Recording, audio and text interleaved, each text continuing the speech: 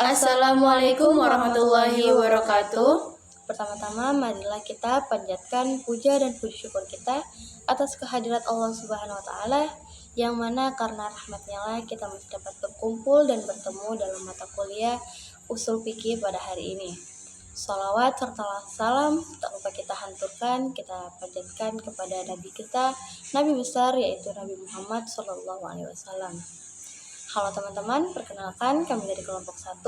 Nama saya Dewi Pratiwi Enisa Putri, NIM saya 2531002, dan teman saya. Nama saya Karisma, NIM saya 2531001. Di sini kami akan mempresentasikan makalah mengenai tentang Al-Quran dan Sunnah. Silakan disimak. Di sini saya akan menjelaskan pengertian Al-Quran. Secara bahasa, Al-Quran merupakan bentuk masdar dari kata kerja qoro'ah yang bermakna membaca atau bacaan. Ada yang berpendapat bahwa Al-Quran adalah masdar yang bermakna isim maf'ul, karenanya ia berartian dibaca atau ma'ruf. Menurut para ahli bahasa, kata yang berwazan fulan memiliki arti kesempurnaan. Karena itu, Al-Quran adalah bacaan yang sempurna.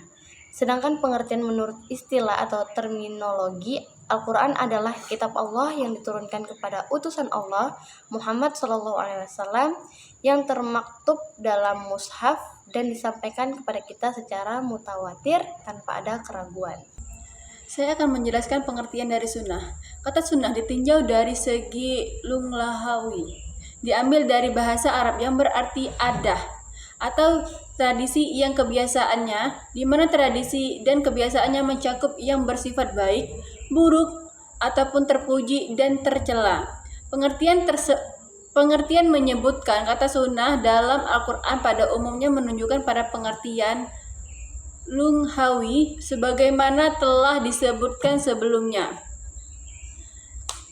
Juga banyak disebutkan dalam hadis Nabi seperti hadis Jabirah dan hadis Abu Sa'id Al-Khudri. Kedua hadis ini diriwayatkan oleh Imam Muslim. Maka sunnah ditinjau dari segi syarah adalah identik dengan hadis. Maka maksud dari sunnah adalah suatu yang diperintahkan, dilarang atau dianjurkan oleh Nabi Muhammad SAW. Atas dasar ini, dalam dalil hukum biasanya disebut dengan Alkitab dan Al-Sunnah atau Al-Quran dan Al-Sunnah. Definisi yang lebih tegas ditulis oleh Syakuni, yaitu sunnah bagi al-syara adalah hadis, yaitu perkataan, perbuatan, dan ketetapan izin Nabi SAW. Di sini saya akan menjelaskan fungsi Al-Quran.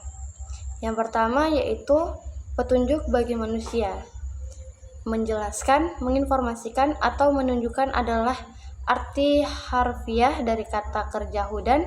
Dalam bahasa awam, kata ini adalah simbol yang mengomunikasikan sesuatu tentang seseorang kepada orang lain.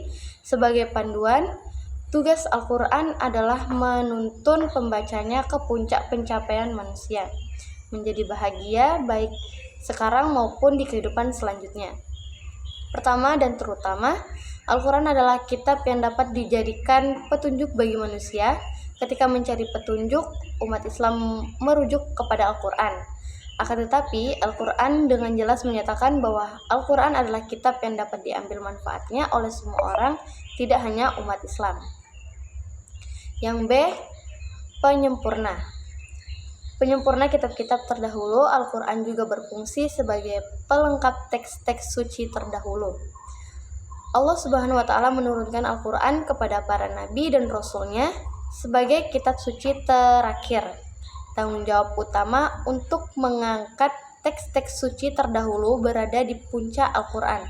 Setidaknya ada dua penjelasan untuk logika yang mendasari fungsi ini.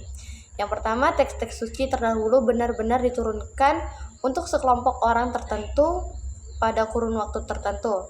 Lebih jauh, teks-teks suci terdahulu tidak kebal terhadap perubahan dan variasi selama perjalanan sejarah. Ada 3 tugas khusus yang dipenuhi Al-Quran terkait perannya sebagai penafsiran ulang terhadap teks-teks suci terdahulu. Pertama, kita harus menetapkan realitas teks-teks suci terdahulu. Yang kedua, mengoreksi setiap kesalahan penafsiran terhadap teks-teks suci ini. Yang ketiga, ia berpotensi menggantikan kitab suci yang ada. Al-Quran yang tidak membantah kitab-kitab suci yang mewahyukan, tetapi justru menegaskannya.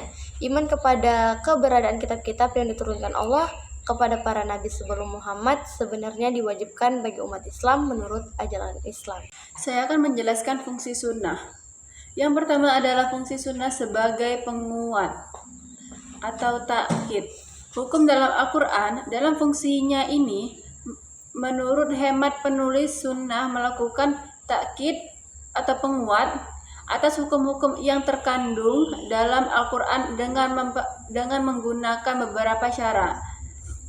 Yang pertama, menegaskan kedudukan hukumnya seperti dengan sebutan wajib, fardu, dan ungkapan yang sejenisnya untuk perbuatan-perbuatan yang diperintahkan dan disebut haram untuk kategori perbuatan yang dilarang. Yang kedua adalah memerintahkan segi bahasa yang timbul sebagai efek dari suatu perbuatan yang terlarang dan memperingatkan sanksi hukum yang berat bagi pelaku perbuatan terlarang atau meninggalkan kewajiban.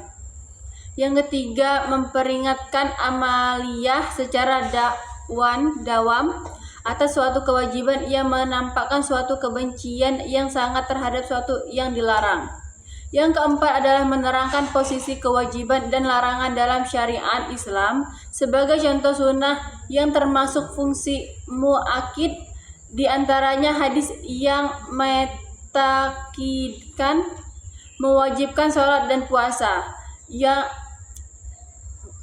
Yang B, fungsi sunnah sebagai penjelas dan penjabar apa yang dibawa oleh Al-Quran. Dalam fungsinya yang kedua ini, segi-segi tabyin atau penjelas sunnah Al-Quran dan antara lain, yang pertama, mengikat makna-makna yang bersifat lepas yang terkandung dalam ayat-ayat Al-Quran seperti pergelangan tangan yang ditunjuk oleh sunnah sebagai penjelasan terhadap yadun yang terdapat dalam Quran surah Al-Maidah ayat 38. Yang kedua, mengkhususkan ketetapan yang disebutkan secara umum dalam nas-nas Al-Quran seperti bayan al-gharar sebagai pengecualian atas dihalalkannya jual beli yang tersebut dalam Al-Quran surah Al-Baqarah ayat 275.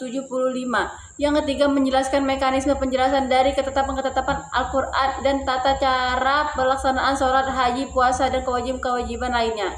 C. Fungsi sunnah sebagai penetapan hukum yang belum diatur dalam Al-Quran, dalam hadisnya. Yang ketiga ini, sunnah melakukan tasyih yang boleh dikata sebagai tambahan atas hukum-hukum yang tersurat dalam Al-Quran, seperti larangan memakan binatang buas yang bertaring dan burung yang berkaki menyambar sebagai tambahan atas 4 jenis hewan yang haramkan untuk dimakan dalam Al-Quran. Ketiga, fungsi sunnah sebagai keterangan di atas 2. Yang pertama disepakati oleh ulama, sementara 3 diperselisihkan. Di sini saya akan menjelaskan tentang Al-Quran dan Sunnah sebagai sumber hukum utama.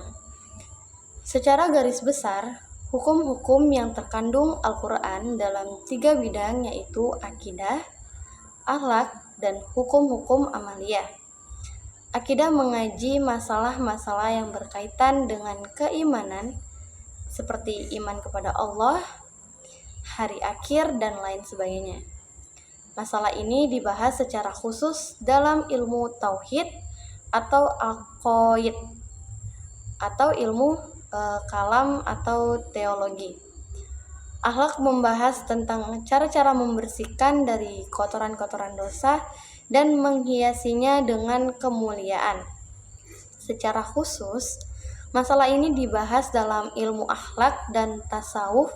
Amaliyah membahas tentang perbuatan orang mukallaf dan dibahas dalam ilmu fikih.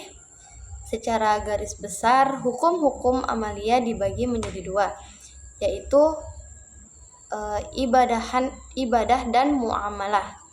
Hukum-hukum ibadah di dalam Al-Quran dijelaskan lebih rinci daripada hukum mamalah. Ayat-ayat Al-Quran yang menjelaskan masalah ibadah berjumlah 140 ayat. Adapun hukum-hukum muamalah dibagi ke dalam beberapa bidang sebagai berikut. Yang pertama, masalah-masalah yang berkaitan dengan keluarga atau ahwal syahriyah seperti pernikahan, perceraian, nasab, perwalian, dan lain-lainnya. Jumlah ayat yang mengatur ayat ini berjumlah 40 ayat. 2. Masalah-masalah yang berkaitan dengan muamalah maliyah seperti jual beli, sewa menyewa, gadai, dan akad lain. Jumlah ayat yang mengatur masalah ini berjumlah 70 ayat.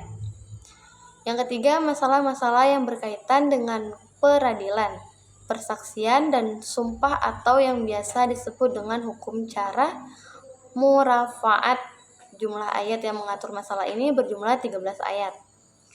4. Masalah-masalah yang berkaitan dengan tindak pidana dan sanksi tindak pidana, al-jaraim wa al-uqubat, atau yang biasa dikenal dengan hukum pidana. Ayat yang mengatur masalah ini berjumlah 30 ayat. Yang kelima, masalah-masalah yang berkaitan dengan kata pemerintahan seperti hubungan pemerintah dengan rakyatnya, hak dan kewajiban pemerintah dan rakyatnya, dan lain-lainnya. Ayat yang mengatur masalah ini berjumlah 10 ayat. Yang keenam, masalah-masalah yang berkaitan dengan hubungan antara negara Islam dan non-Islam, perang dan damai, dan lain-lainnya. Hal yang mengatur masalah ini berjumlah 25 ayat. Yang ketujuh, masalah-masalah yang berkaitan dengan ekonomi seperti sumber devisa negara, menggunakan APBN, dan lain-lainnya. Ayat yang mengatur masalah ini berjumlah 10 ayat. Selanjutnya, cara yang digunakan Al-Quran dalam menjelaskan hukum. Al-Quran menempuh dua cara, yaitu penjelasan secara global atau mujmal. Penjelasan secara global mengambil dua bentuk, yaitu yang pertama dengan menyebutkan kaidah dan prinsip-prinsip hukum seperti prinsip musyawarah. Al-Quran surah Al-Syura ayat 38, Al-Imran ayat 159, prinsip keadilan An-Nil ayat 90, dan Al-Nisa ayat 58, dan lain sebagainya. Yang kedua dengan menyebutkan ketentuan hukum secara global seperti perintah zakat, Al-Taubat ayat 103, hukum qisas, Al-Baqarah ayat 178 sampai 179. Ayat-ayat di atas menyebutkan ketentuan hukum secara garis besar, sedang penjelasan lebih rinci diberikan oleh hadis. Hal ini mengandung hikmah agar ayat-ayat tersebut mampu menampung dan menjangkau kasus-kasus baru yang berkembang menyertai kemajuan yang dicapai umat manusia. Seandainya semua kasus telah diatur secara rinci di dalam Al-Quran, niscaya manusia akan terjebak dalam kesempitan. Tiap kali terjadi perkembangan ilmu dan teknologi, penjelasan secara rinci, tafsir hanya sedikit di antara ayat-ayat Al-Quran dan menjelaskan hukum secara rinci, seperti pembagian harta waris, kadar hukum had, tata cara dan bilangan talak, cara li'an, wanita-wanita yang haram dinikahi, dan lain-lainnya. Sedangkan cara penunjukan Al-Quran kepada hukum dalam hal penunjukannya kepada makna ayat-ayat Al-Quran terbagi menjadi dua, yaitu ayat-ayat qadhi dan ayat-ayat zonni. Ayat-ayat qadhi adalah ayat-ayat yang menunjukkan kepada makna bersifat tegas dan tidak mengandung kemungkinan arti lain selain arti yang disebutkan secara eksplisit oleh ayat. Kandungan ayat-ayat qadhi bersifat universal dan berlaku abadi dan anti terhadap perubahan. Contoh ayat-ayat qadhi dalam Al-Quran adalah ayat mawaris dan ayat yang menjelaskan wanita-wanita yang haram dinikahi. Sedang ayat-ayat zonni adalah ayat-ayat yang menunjukkan kepada makna tidak tegas dan mengandung kemungkinan arti lebih dari satu. Kandungan ayat-ayat Sonni bersifat temporal, berwatak lokal dan tidak anti terhadap perubahan. Contoh ayat-ayat zoni adalah ayat 228 surah Al-Baqarah tentang iddah wanita perempuan yang dicerai suaminya. Saya akan menjelaskan cara Al-Quran dan Sunnah dalam menetapkan hukum. Metode mengetahui ilat, al-masalik al-ilat. Para ulama sepakat bahwa semua hukum syariat yang telah ditetapkan memiliki latar belakang, sebab-sebab dan unsur-unsur kemaslahatan bagi umat manusia. Penetapan hukum syariat tidak hanya sekedar menuntut mukallaf untuk memenuhinya sebagai kekuasaan hukum, tetapi ditetapkan karena ada kemaslahatan yang dikehendaki oleh syariat. Selain menetapkan kewajiban suatu perbuatan seperti ibadah sholat, puasa, dan lain-lain, maka syariat juga telah mengharamkan beberapa makanan dan minuman, beberapa masalah muamalah, dan lain sebagainya. Hal ini bukan dimaksudkan untuk mempersempit ruang gerak manusia atau membebani manusia dengan tugas-tugas yang berat.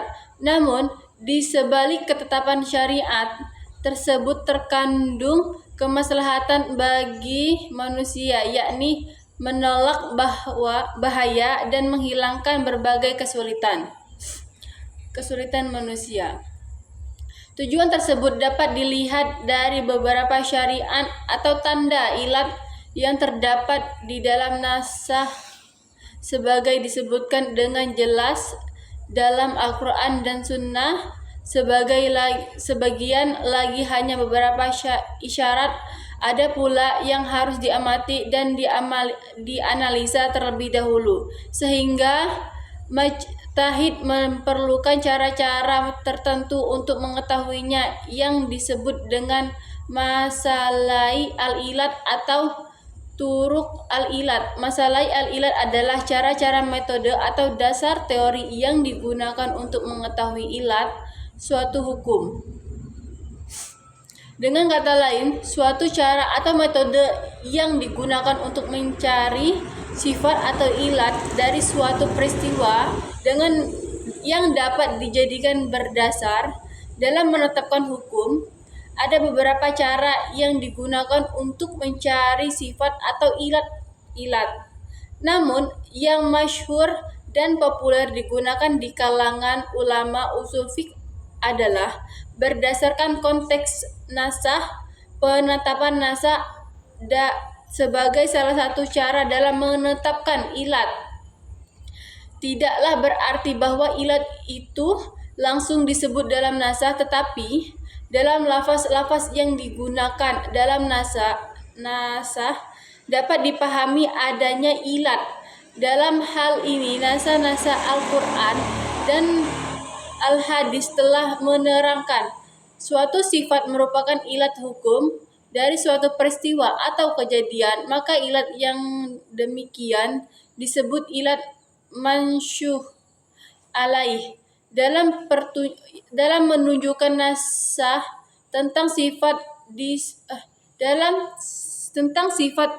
suatu kejadian yang merupakan ilat itu, ada kalanya syarahah dengan jelas sekali, dan ada kalanya ima atau isyarah dengan isyarat.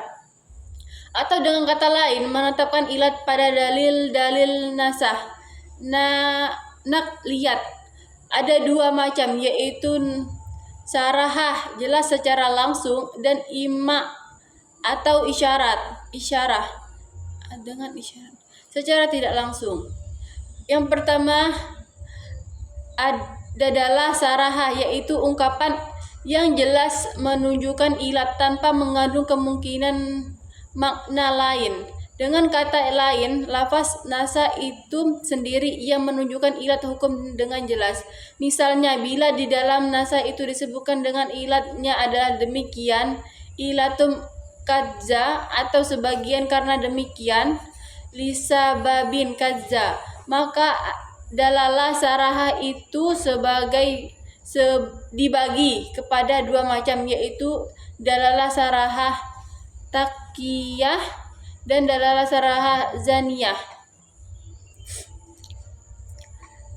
Dalalah sarahah taqiyah yaitu menunjukkan nasah kepada ilat hukum itu secara pasti dan yakin, tidak mengandung kemungkinan untuk dialihkan kepada makna lain. Sedangkan dalalah sarahah zaniyah yakni apabila petunjukan nasah pada ilat hukum itu adalah berdasarkan dugaan keras zani karena kemungkinan dapat dibawa kepada ilat hukum yang lain.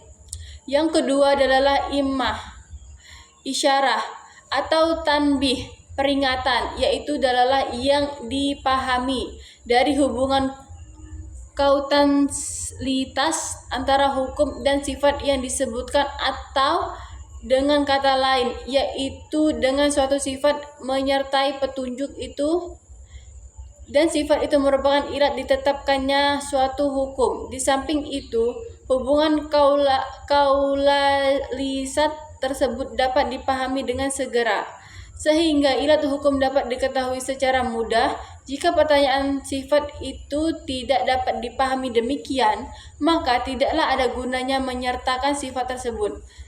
Berdasarkan ijma', apabila para mujtahid dalam suatu masa telah sepakat bahwa yang menjadi ilat suatu hukum syarah ialah suatu sifat, maka tetaplah sifat itu menjadi ilat bagi suatu hukum tersebut secara ijma'.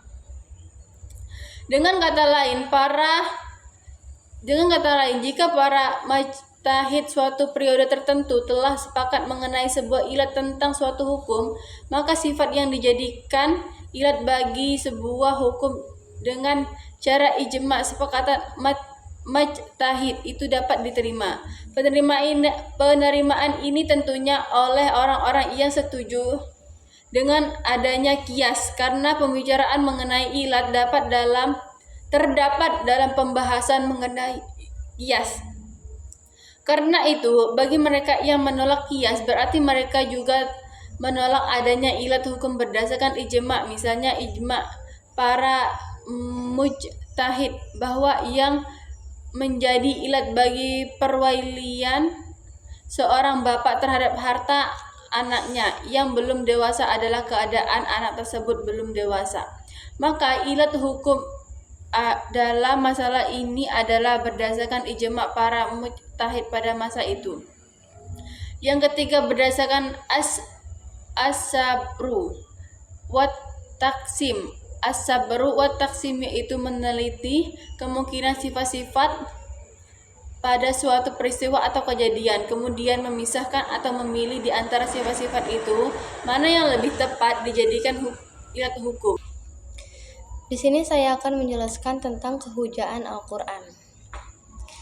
Yang pertama yaitu kebenaran Al-Quran. Abdul Wahab Khalaf mengatakan bahwa kehujaan Al-Quran itu terletak pada kebenaran dan kepastiannya, isinya yang sedikit pun tidak ada keraguan atasnya. Hal ini sebagaimana firman Allah Subhanahu wa taala dalam Quran surah Al-Baqarah ayat 2 yang artinya, kitab Al-Quran ini tidak ada keraguan padanya, petunjuk bagi mereka yang bertakwa. B. Kemukjizatan Al-Quran. Mukjizat memiliki arti sesuatu yang luar biasa yang tiada kuasa manusia membuatnya, karena hal itu adalah di luar kesanggupan manusia. Mukjizat merupakan suatu kelebihan yang Allah Subhanahu wa taala berikan kepada para nabi dan rasul untuk menguatkan kenabian dan kerasulan mereka, dan untuk menunjukkan bahwa agama yang mereka bawa bukanlah buatan mereka sendiri, melainkan benar-benar datang dari Allah Subhanahu wa taala. Seluruh nabi dan rasul memiliki mukjizat, termasuk di antara mereka adalah Rasulullah Muhammad Sallallahu Alaihi Wasallam, yang salah satu mukjizatnya adalah kitab suci Al-Quran. Beberapa bukti dari kemukjizatan Al-Quran antara lain: yang pertama, dari segi keindahan sastranya. Keindahan sastra Al-Quran melebihi seluruh sastra yang disusun oleh sastrawan Arab, baik dalam bentuk puisi atau prosa. Keindahan sastra Al-Quran tidak hanya diakui oleh umat Islam, tetapi juga oleh lawan Islam atau non-Muslim. Yang kedua, memberitakan tentang peristiwa-peristiwa yang akan terjadi di masa depan, yang benar-benar terbukti, misalnya yang termaktub dalam surah Ar-Rum ayat 1-4 yang artinya Alif Lam Mim, telah dikalahkan bangsa Romawi di negeri yang terdekat dan mereka telah dikalahkan itu akan menang dalam beberapa tahun lagi. Yang ketiga, pemberitaannya terhadap peristiwa yang terjadi pada umat terdahulu yang tidak pernah diungkap oleh sejarah sebelumnya. Dalam kaitan ini, Allah menyatakan yang artinya itu adalah di antara berita-berita penting tentang yang gaib yang akan kami wahyukan kepadamu Muhammad. Tidak pernah kamu mengetahuinya dan tidak pula kaummu sebelum ini. Yang keempat, isyaratnya terhadap fenomena alam yang terbukti kebenarannya berdasarkan ilmu pengetahuan. Misalnya firman Allah dalam surah Al-Anbiya ayat 30 yang artinya, dan apakah orang-orang yang kafir tidak mengetahui bahwasanya langit dan bumi itu keduanya dahulu adalah suatu yang padu. Kemudian kami pisahkan keduanya dan dari air kami jadikan segala sesuatu yang hidup. Maka mengapakah mereka tidak juga beriman? Kehujaan as-sunnah dalam mengistibatkan hukum menempatkan pasti pada posisi kedua sesudah Al-Quran. Sunnah sebagai hujah dalam mengistibatkan hukum terbagi atas 3, yaitu sunnah qauliyah, perkataan Nabi, yaitu hadis Rasul yang beliau sampaikan dalam berbagai tujuan membuat berbagai maksud syariah bagi yang berkaitan dengan akidah akhlak maupun yang lain. Kedua, sunnah fi'liyah, perbuatan Nabi, segala peraturan pekerjaan yang dipahami dan dilakukan Nabi untuk diikuti umatnya sampai kepada umat akhir zaman, dan sunnah takririyah, yaitu sunnah seseorang melakukan suatu perbuatan atau mengemukakan suatu ucapan kepada Nabi dan Nabi mengetahui apa yang dilakukan orang itu dan mampu menyanggah, namun Nabi diam dan tidak menyanggahnya, maka hal ini merupakan pengakuan Nabi. Fungsi sunnah terhadap Al-Quran untuk menjelaskan kepada umat Islam ajaran-ajaran diturunkan Allah melalui Al-Quran, menyikapi kehujahan sunnah ke arah pemahaman yang sempurna, merupakan suatu keharusan untuk mengetahui lebih dalam tentang kehujahan as-sunnah dan dalam kondisi yang bagaimana digunakan untuk mengistibatkan hukum. Dalam Al-Quran, Allah memerintahkan kepada kita untuk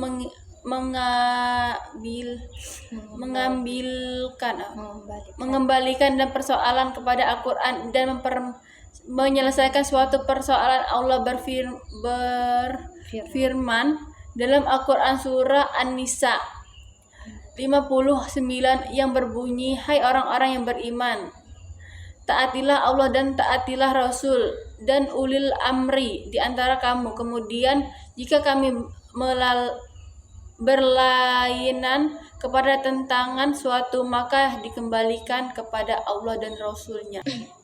Kesimpulan dari materi yang kami sampaikan yaitu Al-Quran dan Sunnah merupakan 2 pedoman hidup utama dalam ajaran Islam yang memiliki kedudukan sangat penting dan saling melengkapi.